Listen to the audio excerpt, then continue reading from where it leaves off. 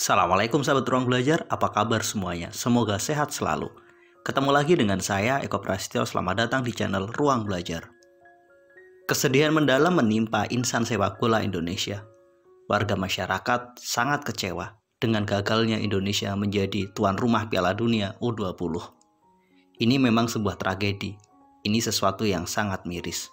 Ini sesuatu yang sangat menyesakkan.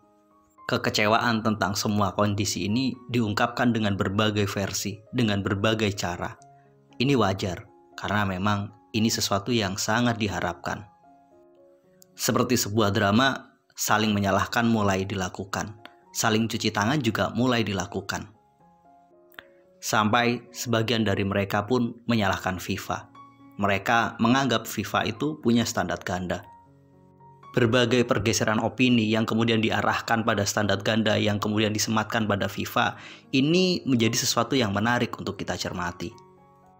Saya sepakat FIFA itu menerapkan standar ganda. Mereka punya sikap yang berbeda. Tapi sebagian kita juga lupa. Sebenarnya kadang kita juga melakukan hal yang sama dengan FIFA. Kita membenci standar ganda mereka, tapi ternyata sebagian besar orang-orang Indonesia juga melakukannya. Bisa jadi diri kita, diri pribadi kita juga sering melakukan standar ganda itu. Mungkin sebagian dari sahabat ruang belajar bertanya, apa sih maksudnya? Di video kali ini, saya ingin mengajak sahabat ruang belajar semua untuk bisa mengambil pelajaran dari kegagalan kita di Piala Dunia. Saya ingin mengajak sahabat semua agar kita tidak bertindak standar ganda. Sebagian orang berpendapat nggak seharusnya FIFA mencabut Indonesia sebagai tuan rumah Piala Dunia U20.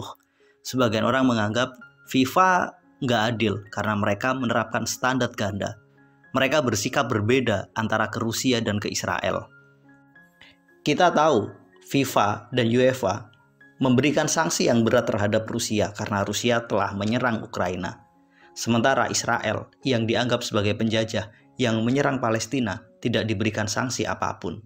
Inilah bukti nyata bahwa FIFA melakukan standar ganda. Dan secara pribadi saya sepakat. Memang seperti itulah yang dilakukan oleh FIFA. Bahkan negara-negara barat yang merasa adikuasa juga melakukan hal yang sama. Inilah standar politik mereka. Mereka hanya melakukan satu standar, yakni melakukan apapun yang mementingkan dan menguntungkan mereka.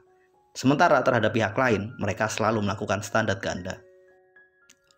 Walaupun kita membenci perilaku dan standar ganda yang dilakukan oleh orang-orang yang kita anggap sebagai orang congkak, para penjajah seperti Amerika, atau mungkin negara-negara besar lainnya termasuk di dalamnya FIFA, sayangnya kita juga melakukan hal yang sama. Seringkali, baik secara pribadi atau kelompok, kita juga menerapkan standar ganda, termasuk di dalamnya terhadap penolakan Israel ketika mereka akan datang ke Indonesia. Ketika timnas U20 Israel akan datang ke Indonesia mengikuti Piala Dunia U20, berbagai penolakan mulai disuarakan. Penolakan itu mengatasnamakan kemanusiaan, mengatasnamakan pembelaan terhadap Palestina. Saya sepakat kita harus membela Palestina. Saya juga sepakat bahwa kita harus mengutuk penjajahan karena memang itulah yang diamanatkan oleh konstitusi kita. Pertanyaannya, apakah dengan cara yang seperti ini? Apakah dengan cara menolak mereka yang datang ke sini? Tanpa disadari, kita juga melakukan standar ganda. Penolakan terhadap timnas U20 Israel itu adalah wujud standar ganda yang kita lakukan terhadap Israel. Kalau memang menolak kedatangan Israel sebagai bentuk amanat konstitusional, sebagai bentuk pembelaan, kenapa harus timnas U20-nya yang ditolak? Kenapa bukan keseluruhan? Ada beberapa data menarik. Beberapa atlet Israel pernah datang ke Indonesia. Yang terbaru di Februari 2023 yang lalu. Salah satu atlet pesepeda Israel datang ke Jakarta mengikuti kompetisi di sana. Pertanyaannya, adakah penolakan? Pada 2022 yang lalu juga ada atlet Israel yang datang untuk mengikuti panjat tebing di Indonesia. Pertanyaannya, adakah penolakan? Jika penolakan terhadap atlet Israel adalah bentuk pembelaan kita terhadap Palestina, kenapa kita juga menerapkan standar ganda? Kenapa secara pribadi kita nggak sadar bahwa kita telah mengikuti dan meniru perilaku FIFA tersebut? Jangan-jangan ini juga perilaku kita dalam kehidupan sehari-hari. Kita itu menerapkan standar ganda. Pada orang A bersikap A, pada orang B bersikap B, padahal perilaku mereka sama. Belum lagi, Ada pertemuan yang dihadiri oleh parlemen Israel yang datang ke Bali pada tahun 2022 yang lalu. Ini juga menunjukkan satu keanehan. Kenapa politisi Israel diterima, sementara mereka timnas U20 ditolak? Di mana letak keadilannya? Bahasa lain dari standar ganda itu pelin-pelan. Bahasa lain dari standar ganda itu nggak konsisten. Bahasa lain dari standar ganda itu nggak punya prinsip. Egois, semaunya sendiri.